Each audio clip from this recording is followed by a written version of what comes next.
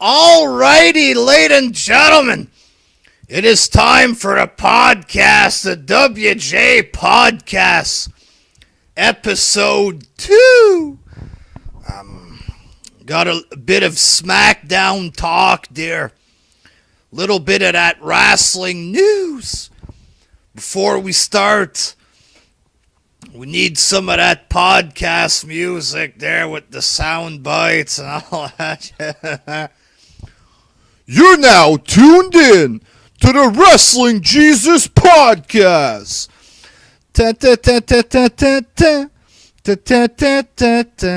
Dusty Rhodes, baby.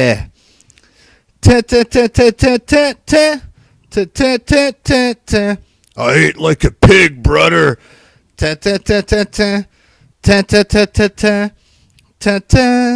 My wife took everything, brother. You're now tuned in to the WJ Podcast. A little bit of that Smackdown talk there, ladies and gentlemen. Honestly, I was bored to fucking death with that shit. Little fucking cigarette there, ladies and shit. It's been a rough day there, just woke up. Feeling like crap there. This might not be as good as the first podcast there, but was Googling some of them podcasts, some of that information there. Apparently you can have a podcast in audio form or video form, folks. So it looks like I might be able to be a legit podcast guy there. It's going to be just here on YouTube. People were asking me, put this shit on SoundCloud or whatever. I'm not here to sell mixtapes or not going to fucking put this on iTunes, ask people to pay for it. They're going to make like $3 or something like this there. This is free, ladies and gentlemen, free for the people there. Right here on YouTube, ladies and gentlemen. Alright, let's get the fucking talking about SmackDown. Was bored to death with that shit, ladies and gentlemen, so it starts off with Sami Zayn and Kevin Owens. They're talking shit about Shane McMahon. Because last week, Sami Zayn is barred from ringside. He attacked Orton at the top of the ramp. Oh, technically, it wasn't ringside. Or whatever there. So when Sami Zayn is at the top of the ramp showing that he wasn't at ringside, blah, blah, blah. Kevin Owens is inside the ring. Randy Orton appears from behind, gives him the RKO. And this is supposed to be impressive or whatever. How many times have we seen this there? Randy Orton with the RKOs, shit like this. I am bored to fucking death with this guy there. Randy Orton main events, Orton coming out there, the shitty promos, the lame RKOs. Move the fuck on there. Isn't there anything fresh in this company? Something that's good for real there, fuck. These SmackDown main events with Randy Orton, no wonder the ratings are low. This is a guy, Randy Orton, he's okay, but it's a guy that never truly was good, He started off, he was a third generation superstar or whatever, because Rock was a third generation. Orton was a third generation, so for some reason they just gave him a bunch of belts, and the guy wasn't ready at the time. He wasn't really good, nothing like this there. And honestly, personally, I still don't think that he's that good. You know, he's like a 13 or 14-time world champion. And he's a straight up boring motherfucker. His promos are boring. It's just lame there. Do we really need Orton in main events in 2017 there? Isn't there something else that they can give us on Smackdown? It's the land of opportunity. It's supposed to be young wrestlers. It's supposed to be exciting, but it's not. When Randy Orton is in the main event, it is not exciting there. So, anyways, Shane McMahon comes out. He says that Sami Zayn and Owens are going to fight Orton at Clash of the Champions in the tag team match there. And Orton gets to choose his partner. Is it going to be an exciting partner, ladies and gentlemen? Fuck no, it won't. It won't, people. I'll get to that near the end there. And they set up a main event. Orton against Sami Zayn. Kevin Owens handcuffed at ringside. You know, if he's handcuffed at ringside, you can still, you know, do a bit of damage there. You can distract Orton. You can attack him a little bit, depending how close Orton is to him. Makes no fucking sense there. Let's ban these guys from ringside, but leave him attached to the ring there where he can do a bunch of damage or whatever. Not really making sense there, ladies and gentlemen, but whatever. First match, Rusev and Aiden English defeated the New Day. You know, it's good that Rusev gets a win there, but at the same time, I think it's pretty sad that Rusev is stuck with Aiden English. You know what I'm saying? He's doing this Rusev Day gimmick, which is, you know, getting a bit of responses from the fans and shit. People are making jokes, oh, it's Rusev Day, blah, blah, blah, but why do they have to stick him with Aiden English, some kind of opera singing jobber or whatever, you know? Rusev is a guy that many people think he should be a world champ, stuff like this. There was talk that he was supposed to win the belt, but because he was injured, they put Mahal in that position, shit like this there. And now he's stuck with Aiden English. Where the fuck does he go from here, ladies and gentlemen? I mean, a little bit of fucking Tim Hortons there. But yeah, I feel a little bit sad for Rusev, you know what I'm saying?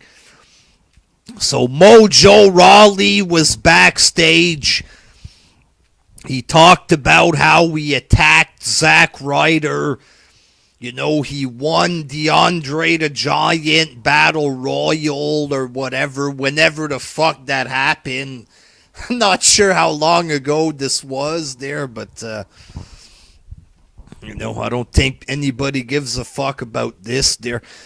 And apparently Zack Ryder fucked up his career. He's holding him back, blah, blah, blah. So he did what he had to do for himself, pretty much there.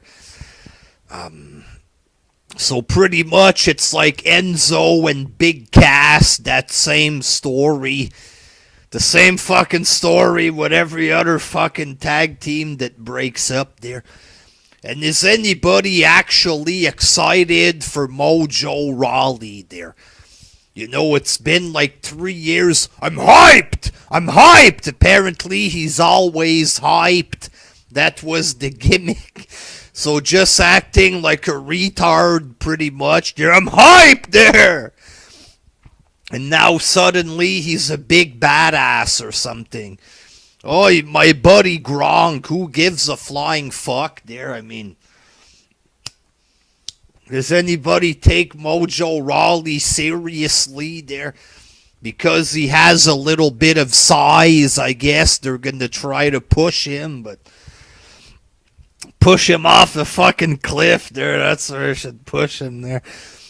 You know, who knows what they're going to do with this guy. He's big, but is this really a guy that can become a star? I don't fucking know there.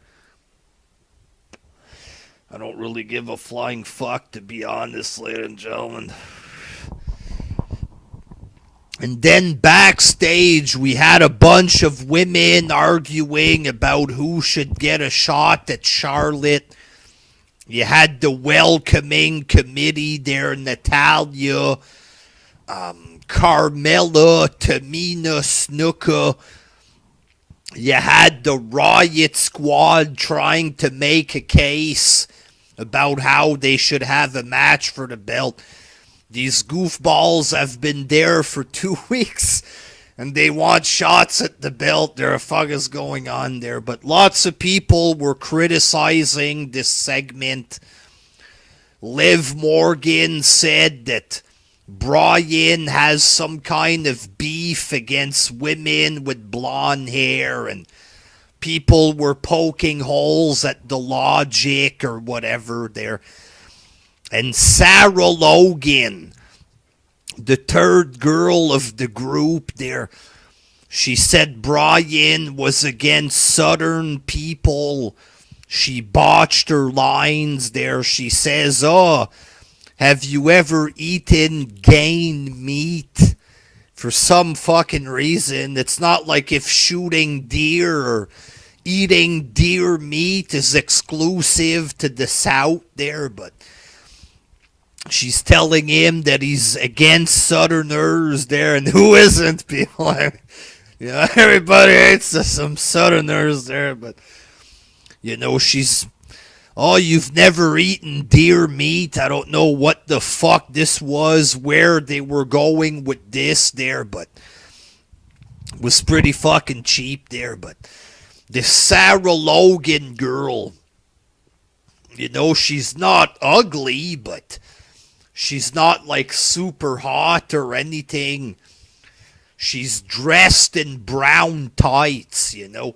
How is a female wrestler gonna get over dressed in brown? Who does this? You know, Mick Foley as Mankind was wearing brown tights or whatever, but he was like being portrayed as a psychopath, you know what I'm saying? I don't see how this Sarah Logan girl is gonna get over dressed in brown. You know, she doesn't look that hot, you know, especially if you place her next to Liv Morgan, which is fucking super hot, you know. Plus, she talks like she's from the Beverly Hillbillies or whatever. Where the fuck are they gonna go with this? Never mind just the shit promo, but... And that too, she obviously can't cut promos. Where are they going to go with this? And apparently McMahon hates people from the South and Southern wrestling, Southern gimmicks. You know, like I said, she sounds like a member of the Beverly Hillbillies. Where the fuck do you go with a goddamn jobber like this there? Lots of people say that some of these girls were brought up too early. You know, Liv Morgan is hot as a motherfucker. I think they should have brought her up a bit earlier because of her looks there, along with Mandy Rose. But this Sarah Logan girl, this is trash, ladies and gentlemen. I'm sorry there. Some people, like the way people act there, some people, no, Sarah is my favorite. You have a lot of phonies. They pretend to love wrestlers. You know, Sarah's the prettiest one, you know, these people there. But it's fucking straight up trash, ladies and gentlemen. Just a horrible segment, horrible storyline. It's going to be Charlotte against Natalia. in the lumberjack match. Are we in the fucking 80s here with lumberjack matches? They're running out of ideas there, people. Second match, the Bludgeon Brothers defeated two jobbers, two local talents or whatever. The match lasted a minute. They're trying to make it sound like if these guys are very tough, very dangerous, Harper and Rowan, they love to hurt people or whatever. These guys have been jobbing for like 3 years straight there. You bring him back with this retarded gimmick. You dress him up like Kane. They have a couple of hammers or whatever. And suddenly we're supposed to take him seriously. This is retarded. I'm sorry there. But this is straight up retarded. This whole Bludgeon Brothers bullshit. I don't know where the fuck they're going to go with this there. But they can go straight to hell. That's all. Fuck this horse shit there. Third match, Bobby Roode and Baron Corbin. Dolph Ziggler comes in around the 3-minute mark and causes a disqualification. He does his shit finisher to Baron Corbin, gives his shit finisher to Roode or whatever, vice versa there, who gives a shit. And it was just a double DQ or a no contest or something. So once again, you have a match. It's supposed to be Roode against Baron Corbin. You have Dolph Ziggler complaining online about how we should be the star or whatever. So they take Ziggler and they stick him in this match for no reason. And again, it's going to be horseshit.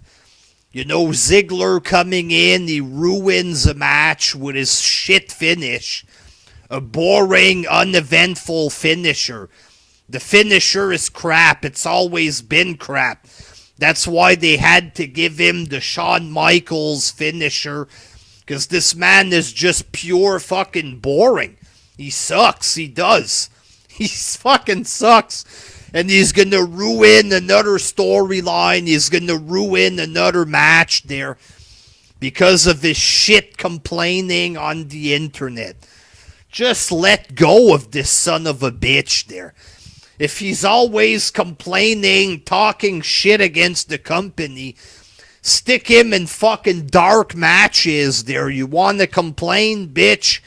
Have a dark match against fucking Sin Cara or something, you know?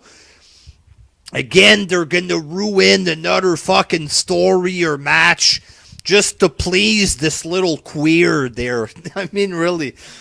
Don't want to offend people there, but this little fucking queer makes me fucking sick.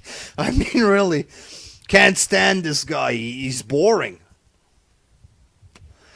Straight up boring, folks. Fourth match, Charlotte defeated Tamina Snuka with the fucking figure 8 or whatever. Honestly, I couldn't give a flying fuck less about this match there. Carmella was on the outside. Lana was on the outside. I was just trying to see their bodies there. That's what I was looking at. Trying to get a glimpse of Carmella's fine-ass fucking frame there. Along with Lana. Couldn't give a fuck less about this shit throwaway match there. It's so lame, Smackdown. It's extremely fucking lame, people. I mean, Jesus. And then in the main event, Orton defeats Sami Zayn. Kevin Owens, he used the big cutters to break free. This leads to nothing there. Randy Orton gets the win. Owens and Zayn are attacking Orton. And then Nakamura comes out to make the save there. So I guess Nakamura is going to be his partner. And when I saw Nakamura come out with Orton there, I was like, oh, fuck. That was my reaction there. Oh, fuck. Like this. You can't get any more boring than this there. Orton, a guy that's fucking beyond stale. Beyond fucking stale. He kicked McMahon 10 years ago. That was the fucking peak of his career there. And he's been boring as shit ever since. They put him with Nakamura that's not working on SmackDown. They didn't do it right. Again, Nakamura arrives on the main roster. What happens? They stick him in the shit feud with Ziggler. Ziggler was showing off his fucking Greco-Roman wrestling skills for some reason there. Completely dominating Nakamura in the matches. Made Nakamura look like shit right off the bat, and since then nobody has given a fuck about him on SmackDown. Another thing that was fucked and destroyed by that shit goof Dolph Ziggler. Once again, folks, Ziggler proving how much of a top guy he is by destroying Nakamura's debut on SmackDown, making him boring, turning him into an irrelevant, boring fuck. All thanks to that shit fuck goofball Ziggler. But push this guy there. Fuck the young talents. They have a match. Well, Bobby Roode ain't young. But, you know, fuck these guys. Make it all about that jerk Ziggler again there. To please who? Just Ziggler. He's the only one that's happy about this crap. Because nobody else gives a fuck about him there. Apart from maybe 2 or 3 guys, you know, that like him because they don't care about the girls there. They like, man, they have a crush on Ziggler because of his blonde Mr. Perfect hair or whatever. These guys might like Ziggler there, but real men don't give a shit about this fucking goof there. But yeah. So after the Orton match, Shane and Daniel Bryan are backstage. You know, Bryan is like, oh, is that it? Are you done messing with Sami Zayn and Kevin Owens? Shane says, no, this is just the beginning. I'm going to be the special referee at the pay-per-view. If they lose the match, they're getting fired. Not just from SmackDown, but all of WWE. Shane walks away and Daniel Bryan is like giving him a dirty look kind of deal there. So people are thinking that Bryan is going to do a heel turn on Shane. Some people think that Shane is doing the heel turn. And in this situation, it looks more like if Shane is the heel, you know. Shane is being the goofball in this situation, you know. So who knows what's going to happen, you know what I'm saying? Some people think this might lead to a match, but sadly it probably won't there. Honestly, I'm bored as fuck with Shane McMahon, people. This whole situation, it's a bit cringy there. Shane and Sami Zayn and Owens, it's not entertaining. I don't find it entertaining. And Shane McMahon in general on SmackDown, I find him cheap there. When it comes to cutting promos as a face or whatever, it's almost like he has zero charisma, you know what I mean? You look at Stephanie McMahon when she talks, you know, the big facial expressions, she messes around with the fans, she says funny shit, you know. Shane, it's the complete opposite, just a stone face, no fucking charisma. His voice, it's just one level all the way. He's boring. It's time to get Shane out of there, I think. Or maybe turn him heel would be way more entertaining for the show, you know?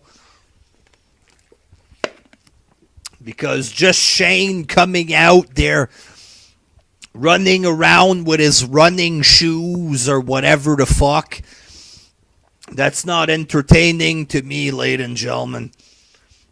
I think it's really boring. So there you go, folks. There's a little bit of Smackdown talk there.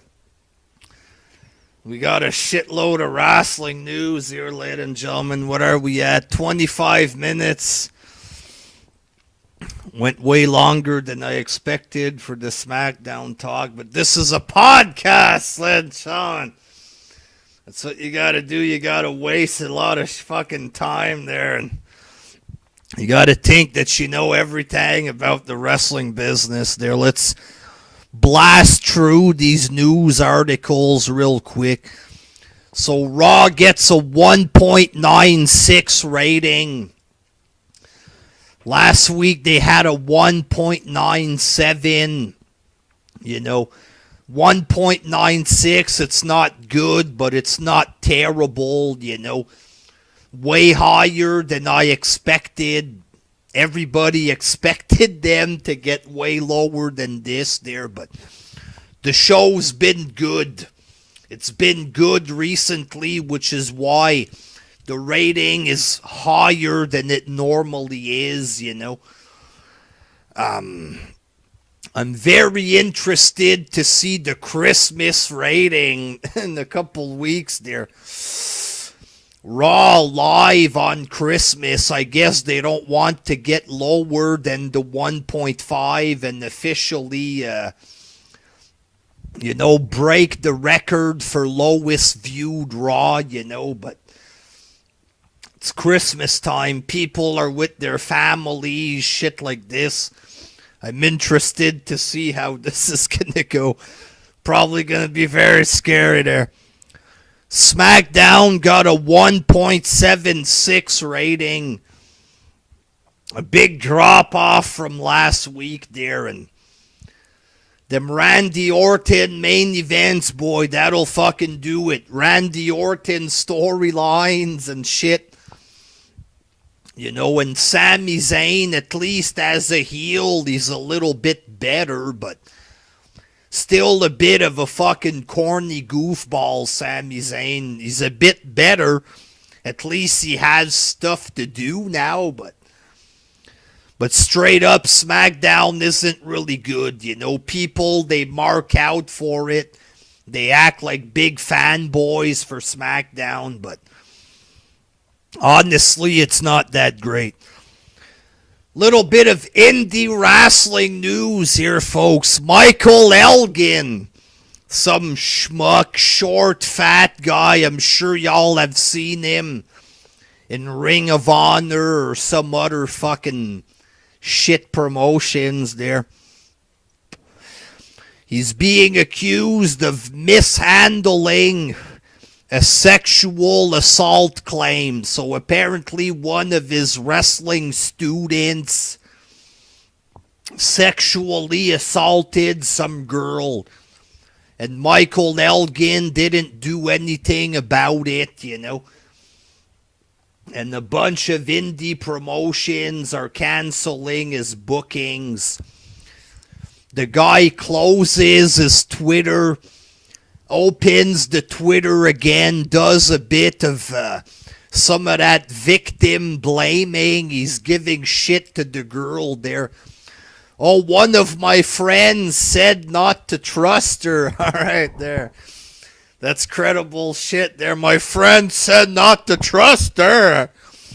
And apparently he closed his Twitter again, something like this. The indie federations are getting rid of him, but he's still employed by New Japan or something. They got different standards over there in Japan. I don't know there, but You know, with all of these sexual harassment things going on, people getting fired left and right, you know, now you might start seeing this in wrestling there. And pro wrestling is known for this shit. Many women have stories of sexual assaults, being treated like shit by the promoters, being used as pretty much like sex slaves backstage, shit like this, you know. Wrestling is like fucking 100 years behind when it comes to this shit. Even WWE, they just suddenly realized that women exist or whatever. This is a women's division there. These are women there. You know, but lots of women being fired because they're pregnant, shit like this. You're going to see a lot of this shit come out probably in the next year or two or something. And, you know, it's true that these wrestling promotions, a lot of them treat women like shit, so you're going to see a lot of that in the future there. Apparently, Sheamus is battling with spinal stenosis, which is what fucked up the career of Edge and Austin, stuff like this. Dave Metzer says it might be the end of Sheamus's career, but he's advertised for a match next week on Raw, so might not be that serious. I don't know there. Hopefully Sheamus gets through this, and time will tell what's going to happen. Sasha Banks and Alexa Bliss, they made history, ladies and gentlemen. They wrestled in United Arab Emirates or whatever. The first women to wrestle there because of the culture. But they had to wear bodysuits. Like Sasha Banks had a complete bodysuit or whatever. Because you're not allowed to show skin there because the Muslims are going to kill you there. If you show some skin, you know, you gotta respect other cultures there, but fuck this there. These countries, when a woman shows her arm, she deserves to get killed there. Don't fucking cater to this shit. Taking the women and dressing them from head to toe, I get it. It shows, you know, women being empowered a little bit, you know, but the people over there, they're just fucking nasty fucks, you know. That's what they do. They kill women left and right for stupid shit, you know what I mean? But yeah, that's a different video for another day there, but Sasha Banks, boy, making history. Two of the fucking hottest bitches in WWE. They have to cover up head to toe so they don't get killed by the Arabs there. Nice news there. Hey.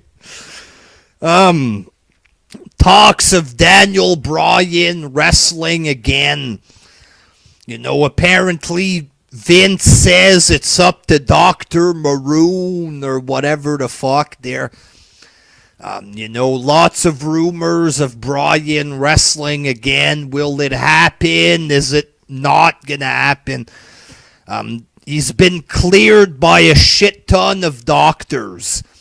If he doesn't wrestle in WWE, he's gonna go back to Ring of Honor and wrestle there. You know, if the guy is cleared to wrestle, let him fucking wrestle. What's the big deal there?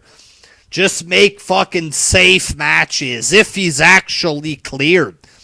If he's cleared by like 100 doctors, why won't WWE let him wrestle there? Maybe there is something to this whole Roman Reigns conspiracy there that they want to keep Daniel Bryan on the sidelines so that it doesn't fuck up the Roman Reigns push. A lot of people think that, and it makes a lot of sense, you know.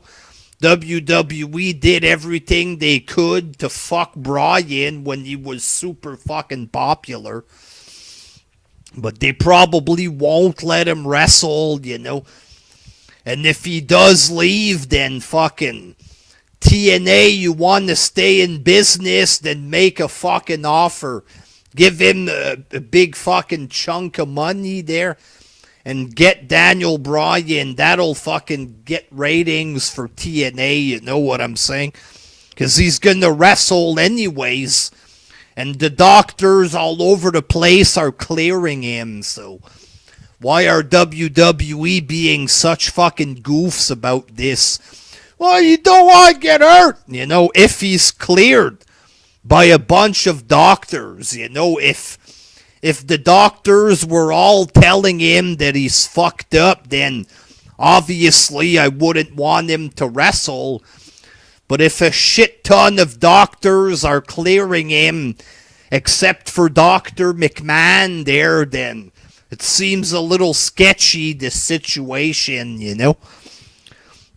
But if he does leave in October or next year or whenever it is to go wrestle, you know, TNA needs to fucking jump on that shit.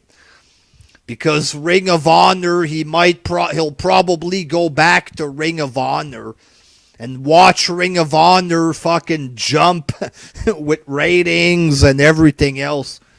Big mistake for WWE to do this shit.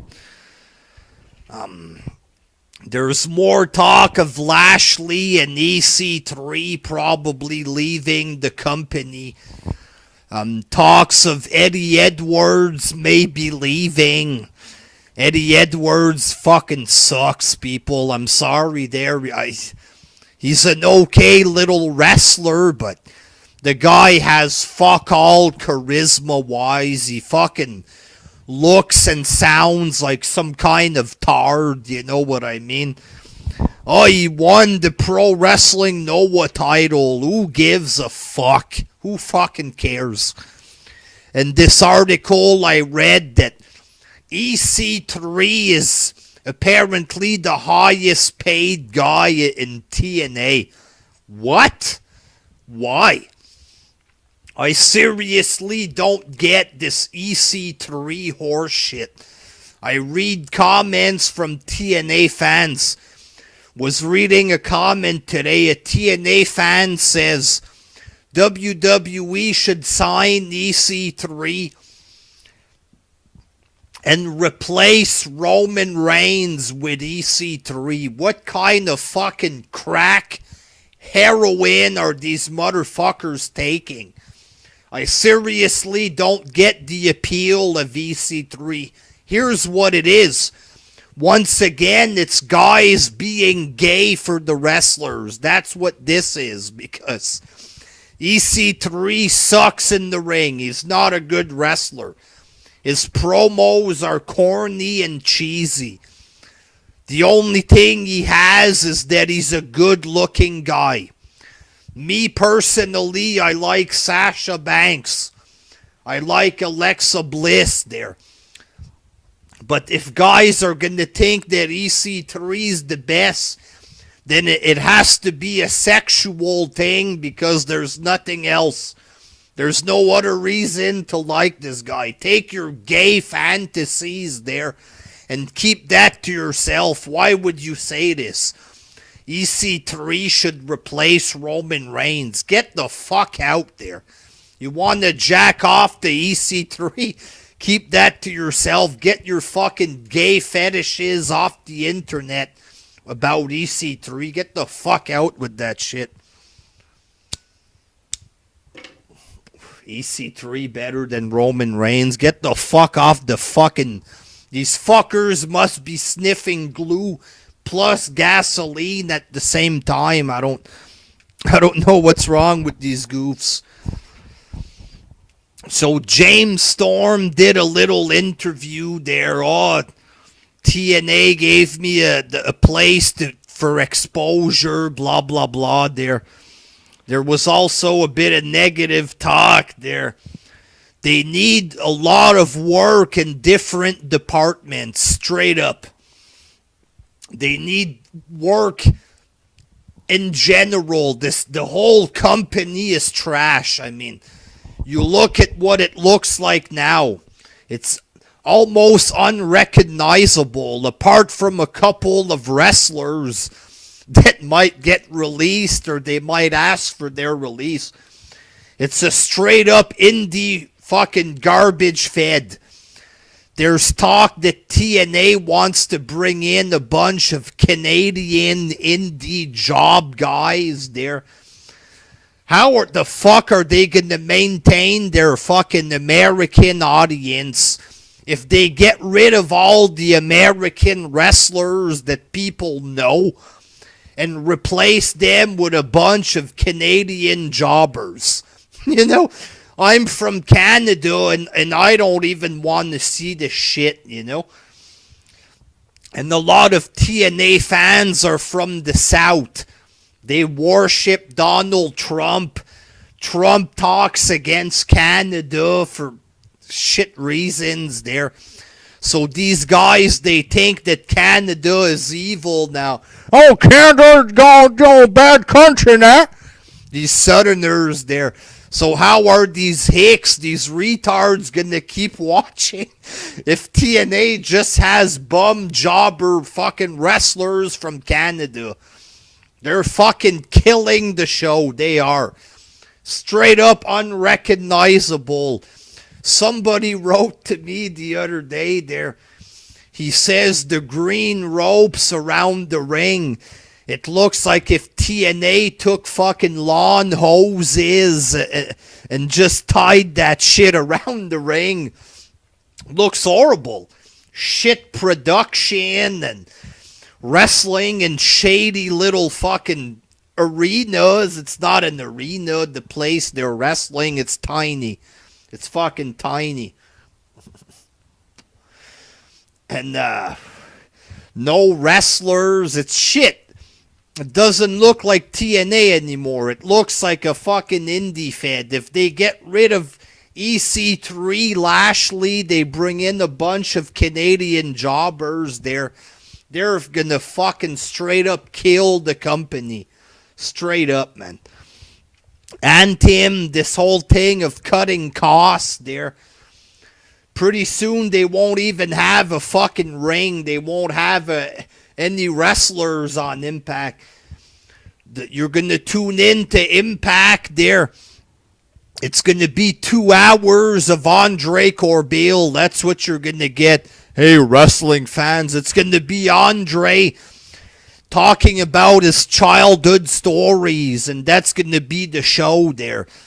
Once in a while, Andre's going to have some matches with his fingers there.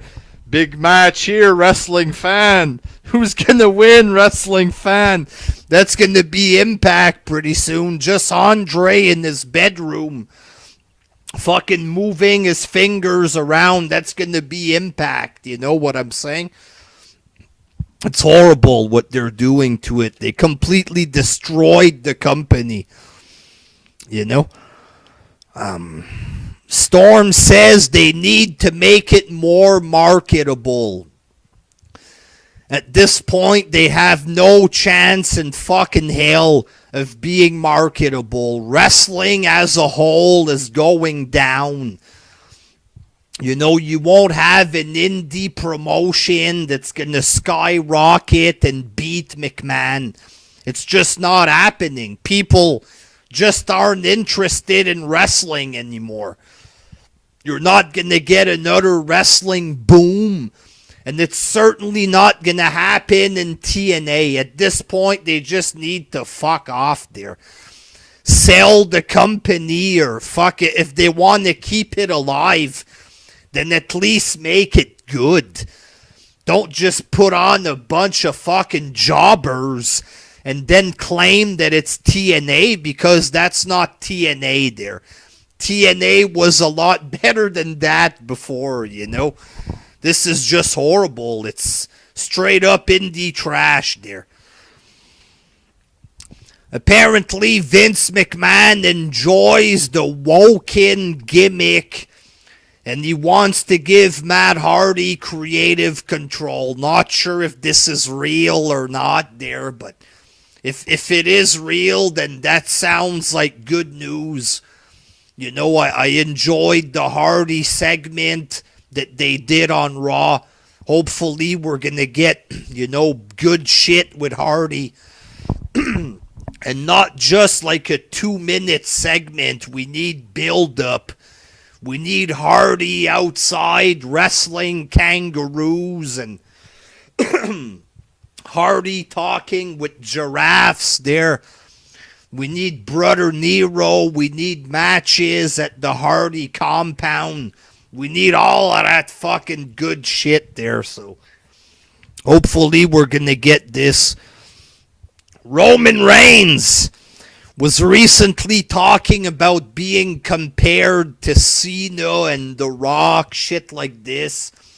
He's like, oh, I'm my own guy, blah, blah, blah. I like Roman Reigns now, I think he delivers in the ring. Even promo-wise, he's getting better there, but, him being compared to The Rock, it's not like people are truly comparing him to The Rock. It's most likely, hey, you fucking suck dick compared to Rock. That's probably what it is there. And being compared to Cena is a bad thing. You're the next Cena. We don't want Cena 2.0. That's what this is there. But Reigns trying to put some kind of spin on it there. Doing some of that PR shit there, but no, Reigns, no. Nobody thinks you're like Rock. Nobody thinks this there. Bret Hart suing doctors for $1 million. Apparently, a bone in his wrist.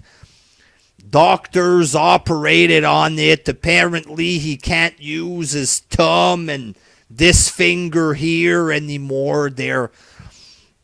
So he wants to sue for $1 million. Bret, just jack off with your left hand, buddy, there. Just jack off with the other hand. Some people, they think it feels better with the other hand. I don't know there. Never jacked off in my life there, but, highly doubt that Bret is going to get $1 million for that there. It's hard in Canada to sue doctors. It's different the way that it's set up. You get free health care, but, the doctors, it's way harder to sue them, Highly doubt that he's going to receive $1 million for this there. So maybe Bret's hungry for money. Maybe McMahon can toss him a bone of some sort there. But, hopefully Bret can get some compensation. But highly doubt it there. Matt Sydal, Evan Bourne talked about this on the first podcast there. Screwing a promoter there. He was supposed to go wrestle in the UK. He no-showed. He keeps the deposit of $1,500, making him a fucking thief and a jackass. The UK promoter came out with an update recently. Apparently, TNA took control of the situation, and the promoter got his money back, so not sure if TNA paid the money. Not sure if they forced Sydal to pay him. Maybe they docked his pay or something like this. But, good thing TNA finally does something good there, Probably because it makes their wrestler look bad. They wanted to fix this, sweep it under the rug there, but TNA finally does something decent there for once. And Evan Bourne still looks like a fucking goof in this situation. fucking robbing a promoter like this. TNA has to force him to pay, or they paid. It wasn't Evan Bourne who chose to pay. He chose to steal the money. What a fucking jackass clown this Evan Bourne is there. Fuck this loser. And apparently Don Callis and Scott D'Amore are now vice presidents in TNA. They're getting rid of Dutch Mantell, shit like this, and John Gaborick. So they're pretty much going to replace Dutch Mantell with a couple of jobbers, you know. Scott D'Amore, he was in TNA before, a bit of a backstage guy, but, you know, this guy, I don't really think he should be a big vice president. This guy, I never heard of him doing anything good. Pretty much just a Canadian jobber. An indie Canadian jobber that never really did anything great. This isn't gonna fucking lead to nothing. Once again, they were supposed to have Sanjay Dutt writing storylines or something. This lasted a couple weeks, I guess. Sanjay Dutt's already out of the picture from what it looks like. They're bringing in Don Callis and Scott D'Amore. What's this going to accomplish? Absolutely nothing. They're straight up. This Ed Nornholm guy has no fucking clue what he's doing.